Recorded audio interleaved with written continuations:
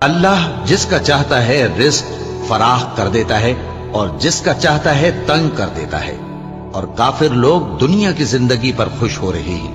اور دنیا کی زندگی آخرت کے مقابلے میں بہت تھوڑا سامان ہے۔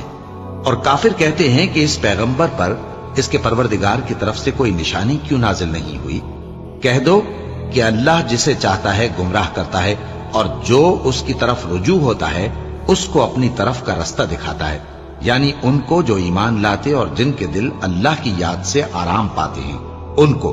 اور سن رکھو کہ اللہ کی یاد سے ہی دل آرام پاتے ہیں۔ جو لوگ ایمان لائے اور عمل نیک کیے ان کے لیے خوشحالی اور عمدہ ٹھکانہ ہے۔ جس طرح ہم پہلے پیغمبر بھیجتے رہے ہیں اسی طرح اے نبی ہم نے تم کو اس امت میں جس سے پہلے بہت سی امتیں گزر چکی ہیں بھیجا ہے، تاکہ تم ان کو وہ کتاب جو ہم